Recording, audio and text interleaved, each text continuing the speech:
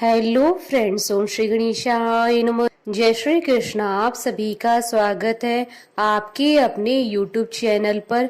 Friends, आज हम आपको इस वीडियो में बताने जा रहे हैं ज्येष्ठ पूर्णिमा का शुभ मुहूर्त, पूजा विधि, पौराणिक व्रत कथा, महत्व, ज्येष्ठ पूर्णिमा के दिन धन लाभ और सुख समृद्धि के लिए किए जाने वाले उपायों के बारे में। फ्रेंड्स, वीडियो शुरू करने से पहले आपसे रिक्वेस्ट है, अगर आप हमारे चैनल पर नए हैं और आपने अभी तक चैनल को सब्सक्राइब नहीं किया है तो प्लीज सब्सक्राइब कीजिएगा चैनल को, साथ ही प्रेस कीजिएगा बेल आइकन को, जिससे नए वीडियो से रिलेटेड नोटिफिकेशन आपको तुरंत प्राप्त हो सके। और वीडियो पसंद आने पर वीडियो को लाइक और शेयर जरूर कीजिएगा ताकि सभी भक्तों को इस वीडियो का लाभ प्राप्त हो सके। और कमेंट बॉक्स में जय श्री कृष्णा जरूर लिखिएगा।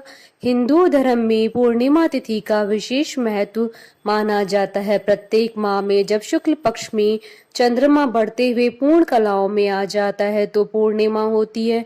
शुक्ल पक्ष की अंतिम तिथि को पूर्णिमा आती है। इसके बाद से नया माह आरंभ हो जाता है। हिंदू पंचांग के अनुसार साल 2024 में ज्येष्ठ पूर्णिमा 21 व 22 जून 2024 शुक्रवार और शनिवार के दिन है। इस दिन 3 माह दुर्लभ संयोग बन रहा है। इस दिन ब्रह्म योग, शुभ योग और शुक्ल योग का शुभ माह संयोग बन रहा है। इन योगों में किए गए किसी भी कार्य, पूजा पाठ, जप तप में विशेष सफलता प्राप्त होती है और आपकी सभी मनोकामनाएं शीघ्र ही पूर्ण होती हैं और कार्यों में शुभता बनी रहती है। यह पूर्णिमा साल में होने वाली सभी पूर्णिमाओं में बड़ी होती है। यह बिना देरी के फल देने वाली होती है। ज्येष्ठ माह की पूर्णिमा पर पितरों के निमित्त कार्य करने से विशेष लाभ प्राप्त होता है। हिंदू धर्म में पूर्णिमा तिथि का विशेष महत्व माना गया है। जीवन में सुख समृद्धि खुशहाली के लिए ज्येष्ठ माह की पूर्णिमा के दिन व्रत और पूजा करने का विधान है। ज्येष्ठ पूर्णिमा का दिन भगवान विष्णु और भगवान शिव जी को समर्पित है। इस दिन पूजा पाठ, दान, ध्यान और स्नान करने का विशेष महत्व होता है। इस दिन पवित्र नदियों में स्नान करने और व्रत व दान पुण्य करने से विशेष फलों की प्राप्ति होती है। ऐसे में इस दिन पूजा अर्चना करने के साथ कुछ उपाय भी करने से विशेष लाभ प्राप्त होता है। ज्येष्ठ पूर्णिमा के दिन माता लक्ष्मी जी की पूजा करने से अपार धन की प्राप्ति होती है। धार्मिक मान्यताओं में ये बताया गया है कि इस दिन विधि विधान के साथ माता लक्ष्मी जी की पूजा करने से उनकी कृपा सदैव बरसती रहती है। ज्येष्ठ पूर्णिमा पर स्नान, ध्यान आदि का विशेष महत्व होता है। इस दिन चंद्रमा के निमित्त चीजें दान करने का भी विशेष महत्व बताया गया है। ज्येष्ठ पूर्णिमा पर चांदी, फल, फूल, चावल, शक्कर जरूरतमंदों को खाना, दही, मोती आदि चीजें दान करने से काफी लाभ मिलता है। इस दिन चंद्र पूजा और व्रत करने से चंद्रमा मजबूत होता है, जिससे आपकी मानसिक और आर्थिक समस्याएं दूर होती हैं। भगवान विष्णु जी की पूजा करने से दुखों का नाश होता है और सुखों की प्राप्ति होती है। पूर्णिमा तिथि पर व्रत रखकर विधिवत भगवान विष्णु जी का पूजन करने और चंद्रमा को अर्घ्य देने से आपके घर परिवार में सुख समृद्धि बनी रहती है। यह तिथि माँ लक्ष्मी को भी अत्यंत प्रिय होती है, इसलिए इस दिन श्री हरि के साथ लक्ष्मी पूजन करने से दरिद्रता का नाश होता है। ज्येष्ठ पूर्णिमा को वट पूर्णिमा के नाम से भी जाना जाता है। इस दिन वट सावित्री व्रत की तरह ही वट वृक्ष की पूजा की जाती है। ज्येष्ठ पूर्णिमा के दिन सुहागिन महिलाएं अपनी पति की लंबी उम्र के लिए व्रत रखकर वट वृक्ष की पूजा करती हैं। इसी वजह से ज्येष्ठ पूर्णिमा को वट पूर्णिमा के नाम से जाना जाता है। वट पूर्णिमा व्रत महाराष्ट्र, गुजरात और दक्षिण के राज्यों में विशेष रूप से रखा जाता है, जबकि उत्तर भारत में यह व्रत वट सावित्री के रूप से मनाया जाता है, जो ज्येष्ठ माह की कृष्ण पक्ष की अमावस्या को पड़ता है। मान्यता है कि इस दिन सावित्री अपने पति के प्राण यमराज से वापस लेकर आई थी। यही वजह है कि विवाहित महिलाएं अपने पति की लंबी आयु और सुख समृद्धि के लिए इस दिन व्रत रखती है। ज्येष्ठ पूर्णिमा के दिन कबीरदास जयंती भी मनाई जाती है। फ्रेंड्स, अब आइए जानते हैं साल 2024 की ज्येष्ठ पूर्णिमा अर्थात वट पूर्णिमा की शुभ मुहूर्त के बारे में। हिंदू पंचांग के अनुसार साल 2024 में ज्येष्ठ पूर्णिमा 21 व 22 जून 2024 शुक्रवार और शनिवार के दिन है। 21 जून 2024 को पूर्णिमा का व्रत रखा जाएगा, साथ ही वट पूर्णिमा भी है और 22 जून 2024 को स्नान दान की पूर्णिमा है। ज्येष्ठ शुक्ल पूर्णिमा तिथि प्रारंभ होगी 21 जून 2024 को सुबह 7:31 पर और ज्येष्ठ शुक्ल पूर्णिमा तिथि का समापन होगा 22 जून 2024 को सुबह 6:37 पर। फ्रेंड्स, अब आइए जानते हैं ज्येष्ठ पूर्णिमा की पूजा विधि के बारे में। ज्येष्ठ पूर्णिमा के दिन किसी पवित्र नदी में स्नान करने का महत्व माना गया है। प्रातः जल्दी स्नान आदि से निवृत्त होने के पश्चात भगवान का स्मरण करते हुए व्रत का संकल्प लें। अब मंदिर में धूप दीप प्रज्वलित करें, अक्षत रोली फल फूल से पूजा करें। इसके बाद पूरे दिन व्रत रखें। शाम के समय पुनः भगवान विष्णु जी का पूजन करें। पूजन के लिए सूजी या गेहूं के आटे को भूनकर सूखा प्रसाद बनाएं, साथ में पंचामृत भी बनाएं। विधिवत माँ लक्ष्मी और भगवान विष्णु जी का पूजन करें। चंद्र दर्शन कर चंद्रमा का पूजन करें। इसके बाद चंद्रमा को अर्घ्य दें। चंद्रमा को अर्घ्य देने के पश्चात प्रसाद खाकर व्रत खोलें, तत्पश्चात भोजन करें। ज्येष्ठ पूर्णिमा के दिन सुहागिन स्त्रियों को वट वृक्ष की पूजा और ज्येष्ठ पूर्णिमा व्रत कथा सुनना या कहना कल्याणकारी होता है। आज के दिन एक बांस की टोकरी में 7 प्रकार के अनाज को कपड़े से ढककर रखना चाहिए। दूसरी टोकरी में माँ सावित्री की प्रतिमा रखी जाती है।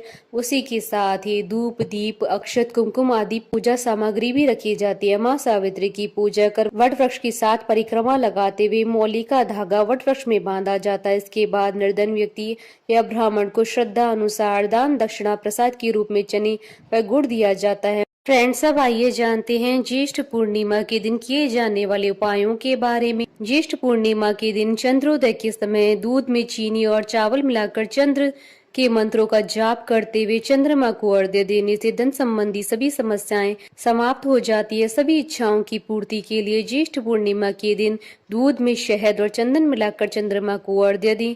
ज्येष्ठ पूर्णिमा के दिन 11 कौड़ियां माता लक्ष्मी को चढ़ाएं और उन पर हल्दी का तिलक करके दूसरे दिन अपनी तिजोरी में रख लें। मान्यता है कि इस उपाय से कभी भी आर्थिक समस्या का सामना नहीं करना पड़ता है। ज्येष्ठ पूर्णिमा के दिन माँ लक्ष्मी जी की पूजा करनी चाहिए। मान्यताओं के अनुसार इसे सभी समस्याओं से छुटकारा मिलता है। मान्यता है कि ज्येष्ठ पूर्णिमा के दिन पीपल के पेड़ के नीचे कुछ मीठा रखकर मीठा जल अर्पण करने से माँ लक्ष्मी की कृपा सदैव बनी रहती है। फ्रेंड्स, अब आइए प्रारंभ करें ज्येष्ठ पूर्णिमा की व्रत कथा। देवी पार्वती जी ने कहा, हे देवताओं के भी देवता जगत के पति शंकर भगवान प्रभास क्षेत्र में स्थित ब्रह्मा जी की प्रिया जो सावित्री देवी है, उनका चरित्र आप मुझसे कहिए, जो उनके व्रत का महात्म हो और उनके संबंध का इतिहास हो, एवं जो स्त्रियों के पतिव्रत्य को देने वाला सौभाग्यदायक और महान उदय करने वाला हो। तब शंकर भगवान ने कहा, हे महादेवी, प्रभास क्षेत्र में स्थित सावित्री के असाधारण चरित्र को मैं तुमसे कहता हूँ। हे माहेश्वरी, सावित्री स्थल नामक स्थान में राजकन्या सावित्री ने जिस प्रकार से उत्तम वट सावित्री व्रत का पालन किया। भद्र देश में एक धर्मात्मा राजा रहता था जो सभी प्राणियों के हित में तत्पर रहता था। उसका नाम अशुपति था। धर्मात्मा, क्षमाशील, सत्यवादी होने पर भी राजा संतान रहित था। एक समय वह राजा प्रभास क्षेत्र में यात्रा करते हुए पहुंचा और सावित्री स्थल पर आ गया। वहां पर राजा ने अपनी रानी के साथ इस व्रत को किया, जो सावित्री व्रत नाम से प्रसिद्ध सभी प्रकार की कामनाओं को पूर्ण करने वाला है। भूर्भुवस्व इस मंत्र की साक्षात मूर्ति बनकर स्थित श्री ब्रह्मा जी की प्रिया सावित्री देवी उस राजा पर प्रसन्न हुई। कमंडल को धारण करने वाली वह सावित्री देवी दर्शन देने के बाद पुनः अदृश्य हो गई। लेकिन देवी के दर्शन के पुण्य से कुछ दिनों के बाद राजा अशुपति के घर देवी के समान रूप वाली कन्या का जन्म हुआ, जो देवी सावित्री के अंश से उत्पन्न हुई थी। देवी सावित्री की प्रसन्नता से प्राप्त तथा सावित्री की पूजा करने के बाद उत्पन्न कन्या का नाम भी सावित्री रखा गया। वह राजकन्या देवी लक्ष्मी के समान शोभित होती हुई बड़ी होने लगी और धीरे धीरे सुकोमल अंगों वाली वह कन्या यौवन अवस्था को प्राप्त हुई। नगरवासी उस कन्या को देखकर यही समझते थे कि वह कोई देव कन्या है। कमल के समान विशाल नेत्रों वाली एवं तेज से अग्नि के समान प्रज्वलित होती भी वह सावित्री महर्षि भृगु द्वारा कहे हुए सावित्री व्रत को करने लगी। लक्ष्मी के समान सुशोभित होने वाली वह कन्या एक दिन देवी सावित्री की पूजा के बाद पिता के पास खड़ी हो गई। उस समय पुत्री की युवावस्था को प्राप्त हुई देखकर राजा ने मंत्रियों से सलाह किया। इसके बाद राजा ने सावित्री से कहा, हे पुत्री, तुम्हें योग्य वर को देने का समय आ गया है। मुझसे कोई तुम्हें मांगने के लिए भी नहीं आता और मैं भी विचार करने पर तुम्हारी आत्मा के अनुरूप वर को नहीं पा रहा हूँ। अतः हे पुत्री, देवताओं के निकट मैं जिस तरह से निंदनीय ना हूँ वैसा तुम करो। मैंने धर्म शास्त्र में पढ़ा और सुना भी है कि यदि पिता के गृह में रहती हुई विवाह के पहले ही जो कन्या रजोधर्म से युक्त हो जाती है उसके पिता को बड़ा पाप लगता है। इसलिए हे पुत्री, मैं तुमको भेज रहा हूँ कि तुम स्वयं ही अपने योग्य वर ढूंढ लो। वृद्ध मंत्रियों के साथ शीघ्र जाओ और मेरी बात को मानो। इसके बाद आप जैसा कहते हैं वैसा ही होगा। ऐसा कहकर सावित्री घर से निकलकर राजऋषियों के साथ तपोवन की ओर चल पड़ी और वहां पहुंचकर माननीय वृद्ध जनों को प्रणाम करके सभी तीर्थों और आश्रमों में जाकर पुनः मंत्रियों के साथ सावित्री अपने महल को लौट आई। यहाँ सावित्री ने पिताजी के साथ देवर्षि नारद जी को बैठे देखा। आसन पर बैठे हुए नारद जी को प्रणाम करके मुस्कुराती हुई जिस कार्य के लिए वन में गई थी सारी बातें कहने लगी। सावित्री बोली, हे नारद जी, शाल्व देश में धर्मात्मा दुम्तसेन नाम से विख्यात एक क्षत्रिय राजा हैं जो देव योग से नेत्रहीन हो गए हैं। रुक्मी नामक उनके एक सामंत ने उनसे राजपाट छीन लिया है। वह अपने पुत्र और पत्नी के साथ वन में रह रहे हैं। उनका पुत्र सत्यवादी और धर्मात्मा है। उसे ही मैंने अपने पति के रूप में वरण किया है। नारद जी सावित्री के वचनों को सुनकर बोल पड़े कि हे राजन, सावित्री ने यह बड़ा कष्टप्रद कार्य कर डाला। बाल बुद्धि होने से इसने केवल गुणवान समझकर सत्यवान को वरण कर लिया। सत्यवान मिट्टी के घोड़े बनाता है और घोड़े का चित्र भी बनाता है। इसे उसे चित्राश्व भी कहते हैं। सत्यवान दान और गुण में रंती देव के शिष्य के समान है। ब्राह्मणों की रक्षा करने वाला है और सत्यवादी भी है। राजा यताति के समान उदार, चंद्रमा के समान प्रिय लगने वाला है। रूप में दूसरे अश्विनी कुमार के समान और दुम्तसेन के समान बलवान है, लेकिन उसमें केवल एक दोष है, दूसरा कोई नहीं कि सत्यवान आज से ठीक 1 वर्ष पर शीर्णायु हो जाने से देह त्याग कर देगा। इस प्रकार नारद जी की बात सुनकर राज्य कन्या सावित्री ने राजा से कहा, राजा, लोग किसी से एक बार कोई बात कहते हैं, ब्रह्मवेता एक ही बार कहते हैं और एक ही बार कन्या दी जाती है। ये तीनों कर्म एक ही बार किए जाते हैं, बार बार नहीं। दीर्घायु हो या अल्पायु, गुणवान हो या निर्गुण, वर को एक ही बार वरण कर लिया, अब वह दूसरे वर को वरण नहीं करूंगी। नारद जी ने कहा, हे राजन, यदि आपको उचित लगता है तो अपनी पुत्री सावित्री का कन्यादान शीघ्र कर डालिए। राजा ने शुभ मुहूर्त में विधि विधान पूर्वक सत्यवान के संग सावित्री का विवाह करवा दिया। सावित्री अपने पति को पाकर ऐसे प्रसन्न थी जैसे पुण्यवान पुरुष स्वर्ग को पाकर प्रसन्न होता है। सावित्री उस सत्यवान के साथ आश्रम में रहते हुए नारद जी की कही हुई बात को याद करती रहती थी। उस दिन को गिनती रहती थी जब सत्यवान देह त्याग कर चले जाएंगे। जब सत्यवान के मरण के केवल 3 दिन शेष रहे, तब सावित्री ने निर्हार रहकर व्रत किया और तीसरे दिन सुबह स्नान करके देवता और पितरों का पूजन किया। फिर सास ससुर की चरण वंदना करके वह भी अपने पति के साथ जंगल की ओर चल पड़ी। जंगल में लकड़ी काटते काटते अचानक से सत्यवान के सिर में दर्द होने लगा। सावित्री ने कहा कि आप कुछ देर मेरी गोद में सिर रखकर सो जाइए, फिर हम आश्रम की ओर चलेंगे। जैसे ही सत्यवान सावित्री की गोद में लेटे, वैसे ही सावित्री ने देखा कि वह सांवले पिंगल वर्ण वाले किरीटधारी पीत वस्त्र पहने हुए साक्षात सूर्य के समान उदित हुए पुरुष उनके सामने खड़े हैं। सावित्री ने उन्हें प्रणाम किया और उनसे पूछा कि आप कौन है। इस पर यमराज ने कहा कि मैं प्राणियों के लिए भयंकर और कर्मानुसार उनका उचित दंड देने वाला यम हूँ। सो हे पतिव्रता सावित्री, समीप में पड़े हुए तुम्हारे पति की आयु समाप्त हो गई है, इसे यमदूत पकड़कर नहीं ले जा सकेंगे, इसलिए मैं स्वयं आया हूँ। ऐसा कहकर फांस के लिए हुए यमराज ने सत्यवान के शरीर से अंगुष्ठ मात्र शरीर वाले जीवात्मा को बलपूर्वक निकाल लिया। इसके बाद यमपुरी की ओर चलना शुरू किया। सावित्री भी यम के पीछे पीछे चलने लगी। यमराज ने सावित्री से कहा कि कोई भी जीव बिना आयु समाप्त हुए यम मार्ग से नहीं जा सकता।